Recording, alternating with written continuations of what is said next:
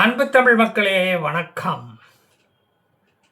இஸ்லாமாபாத்தில் ஈரானுடன் நடைபெற்ற 21 மணி நேர மீட்டிங்கில் ஒரு முடிவும் எட்டப்படவில்லை. வேதாளம் மீண்டும் முருங்கை மரம் ஏறியது. அணு ஆயுதம் நாங்கள் தயாரிக்க மாட்டோம் என்ற உத்தரவாதத்தை உறுதிமொழியை அவர்கள் ஒப்பந்தத்தில் தர மறுத்துவிட்டார்கள். அதனால் கை நாட்டு போட மறுத்துவிட்டார்கள்.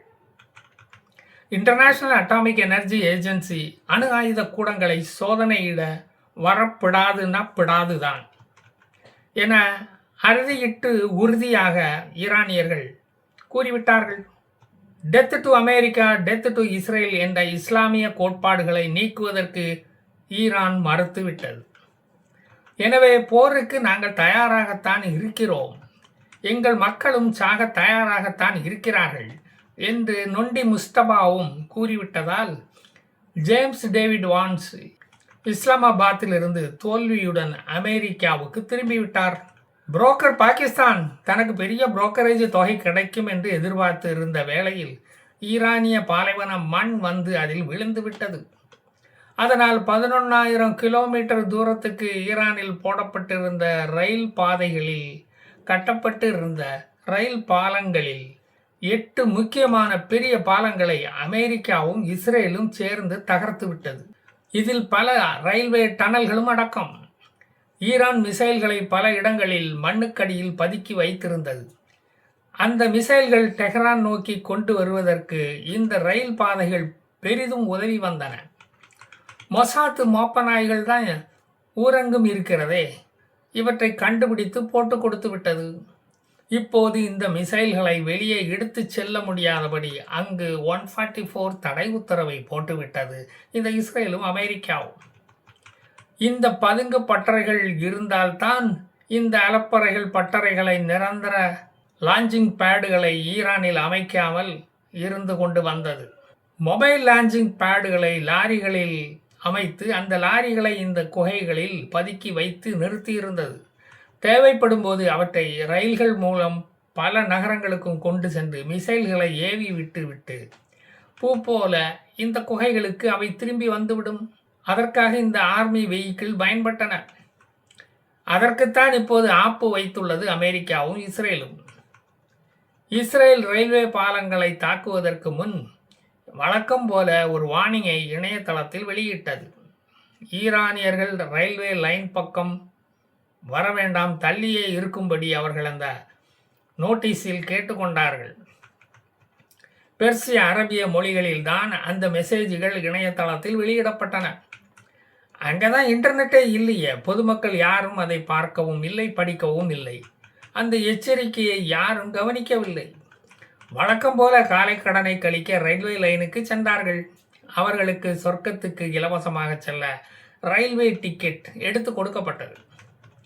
இந்த ரயில் பாதைகள் மூலமாகத்தான் IRCG இராணுவத்திற்கு தேவையான மிசைல்கள், என்ஜின் ஸ்பேர் பார்ட்ஸுகள், அம்யூனிஷன்ஸ் இவற்றை டெக்னிக்கல் என்ஜினியர்ஸ் அங்கிட்டும் இங்கிட்டும் கொண்டு போய்கொண்டு இருந்தார்கள்.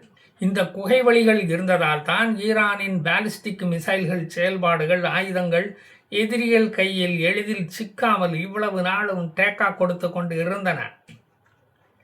காக்காக்களும் சோக்கா திரிஞ்சு கொண்டு இருந்தனர். 20 வருஷமா பொத்தி பாதுகாத்து வளர்த்து வந்த அஞ்சலையை இப்போது வீட்டோடு இருக்கும்படியா பண்ணிவிட்டானே இந்த இஸ்ரேல். அமெரிக்காவும் இஸ்ரேலும் இணைந்து ஈரானில் 8 மிகப்பெரிய ரயில் பாலங்களை தகர்த்ததன் மூலம் மிசைல்களை வேகமாக பெரிய அளவில் எடுத்துச் செல்ல முடியாத நிலை ஏற்பட்டுவிட்டது. அங்கு ரோடு மூலமாகத்தான் இனி அவற்றை கொண்டு செல்ல வேண்டும். அது அமெரிக்க இஸ்ரேலிய விமானப்படைகளுக்கு தாக்குதலுக்கு எளிதான ஒரு இலக்காகிவிடும். கராஜ், டெப்ரிஸ், பந்தர் அப்பாஸ், நட்டான்ஸ், இஸ்பாகான் நகரங்களை பாதுகாக்க முடியாது. ஆயுதங்களை அங்கு கொண்டு செல்ல முடியாத நிலை இப்போது ஏற்பட்டுவிட்டது. விமானப்படை, கடற்படை இல்லாத ஈரானால் இப்போது நகத்தை கடிப்பதை தவிர வேறொன்றும் செய்ய முடியவில்லை. IPL கிரிக்கெட் மேட்சாவது பார்க்கலாம்னா அங்குதான் இன்டர்நெட்டே இல்லையே. சிக்கிமுக்கி கற்களைத்தான் அவர்கள் இப்போது பாலைவனத்தில் தேடிக்கொண்டு இருக்கிறார்கள். இதில் வேற ஈரானிய துறைமுகங்களை அமெரிக்க கடற்படை முற்றுகையிட்டு இருக்கிறது. அது ஈரானுக்கு ஒரு ஸ்டம்பிளிங் பிளாக்காக கருதப்படுகிறது. ஏன்பா இஸ்ரேலியனை கொன்று குவித்து எங்களை நிம்மதியாக வாழ விடமாட்டீங்களா? இஸ்ரேலியன் என்ற அறிவுஜீவி இருக்கும் வரை நம் இஸ்லாம் வளராது என்று அல்லாஹ் சொன்னதாக முகமதுகள் சொல்லி இருக்காங்களே, அதை இவர்கள் பக்கத்தில் இருந்து காது கொடுத்து கேட்டு இருக்காங்களே. எப்பாடுபட்டாவது பாகிஸ்தான் மாதிரி ஆகிவிட வேண்டும் என்று தொடங்கப்பட்ட கோமனி ஆட்சி இப்போது பாகிஸ்தானியர்கள் ஈரானை பார்த்து நிம்மதி பெருமூச்சு விட்டுக்கொண்டு இருக்கிறார்கள். நாம் ஈரானை விட சிறப்பாகத்தான் இருக்கோம், ரொம்ப வளர்ந்து விட்டோம், உயர்ந்து விட்டோம், முதல் மாநிலமாக மாறிவிட்டோம், நமக்கு விடிந்து விட்டது. ஐநா சமையல்காரன் பாகிஸ்தானில் இன்னும் கால் எடுத்து வைக்கவில்லை. அப்போ பொருளாதாரத்தில் பின்தங்காம நாம் முன்னேறி வந்து கொண்டே இருக்கிறோம் என்றுதானே அர்த்தம். அமெரிக்கா போன்ற வல்லரசுகள் நம்மை தேடி புரோக்கரேஜ் பண்ண வருதுன்னா அது நமக்கு பெருமை தானே. அது நமது புரோக்கர் தொழிலின் வளர்ச்சியை தானே காட்டுகிறது. ஹையா உய்யாலாலா. அமெரிக்க சூட்கேஸை எடுத்து பாகிஸ்தானுக்கு வந்து கொடுத்து விட்டு ஜேடி வான்ஸ் சென்றதை பார்த்து இந்தியாவே ரொம்ப பயந்துட்டான்ப்பா. உனக்கு வாழ்க்கையில் கஷ்டம்னு ஒன்று வரும்போது இந்த பெட்டியை திறந்து பார் என்று ஜேடி வான்ஸ் என் அப்பன் அமெரிக்கன் சொல்லிவிட்டு போய்விட்டான். அந்த பெட்டியை நாங்கள் பத்திரமா பாதுகாத்து வைத்திருக்கிறோம் என்று பாகிஸ்தான் மார்த்தட்டுகிறது. அதற்குள் சவரக்கத்தியும் அதை தீட்டும் கல்லும் தான் இருக்கிறது என்பது இந்தியாவுக்கு மட்டும்தானே தெரியும். எப்படி இந்த இந்தியாவால் சிரிக்காமல் அதை வேடிக்கை பார்க்க முடிகிறது? கல்லூலி மங்கனாய் இருப்பான் போல இருக்க இந்த India. Never keep your missiles in one place என்று கோமினி தாத்தா சொல்லிவிட்டு போனதை அவர் செஞ்சும் காட்டிவிட்டு தான் செத்து போனார். இஸ்ரேலியனை கொன்று குவிப்பதற்காக வாழ்ந்தவரை இஸ்ரேலியன் கொண்டு விட்டான். உன் சாவு என் கையில் தான் என்று சொன்னவரின் சாவை இஸ்ரேலியன் தன் கையில் எடுத்துட்டான், தன் கையால் செஞ்சிட்டான். இஸ்ரேல் என்ற நாடு இந்த உலக வரைபடத்தில் இருக்கக்கூடாது என்ற சொன்ன கோமினி சமீபத்தில் சீனா வெளியிட்ட உலக வரைபடத்தை பார்க்காமலேயே போய் சேர்ந்துட்டார். அதுதான் ரொம்ப வருத்தமாக இருக்கு. அந்த சீனா வெளியிட்ட அந்த மேப்பில் உலக வரைபடத்தில் வெஸ்ட் பேங்க் இருக்கிறது, காசா நிலப்பகுதி இருக்கிறது, ஆனால் இஸ்ரேல் என்ற நாடு இல்லை. ஹையா வெற்றி வெற்றி வெற்றி மேல் வெற்றி வந்து என் சமாதியை சேரும் என்று காமினி ரசிகர்கள் பாடுகிறார்கள். கோமனி சொல்றான், இந்த சீனா அதை செய்து முடிக்கிறான்.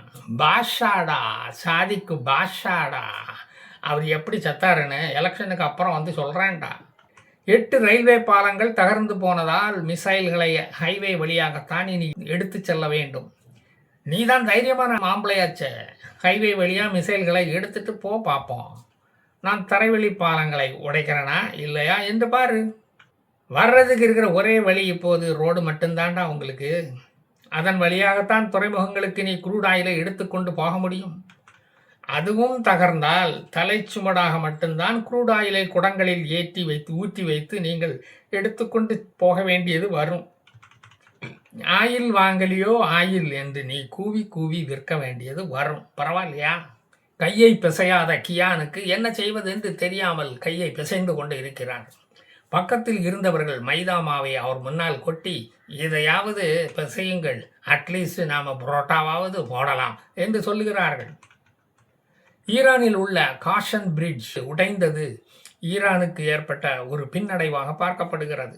இஸ்பாகானில் செய்யப்பட்டு வந்த டிஃபென்ஸ் இண்டஸ்ட்ரீஸ் அவற்றில் தயாராகும் இயந்திரங்கள், இராணுவ தளவாடங்கள் ஈரானில் உள்ள IRGC ரேஷன் கடைகளுக்கு கொண்டு போக முடியவில்லை. இப்போது அங்கு வேலை பார்ப்பவர்கள் கடைகளில் பெரிதாக மாட்டப்பட்டுள்ள கோமினி போட்டோவை வெறித்து பார்த்து கொண்டு இருக்கிறார்கள். அந்த போட்டோவில் கோமினி சிரித்து கொண்டிருக்கிறார். ஈரானை பார்த்து உலக மக்களை சிரிக்க வச்சிட்டியே பரட்ட என்று ஊழியர்கள் சொன்னதை கேட்டு நரகத்தில் விழுந்து விழுந்து சிரித்தார் அந்த கோமினி.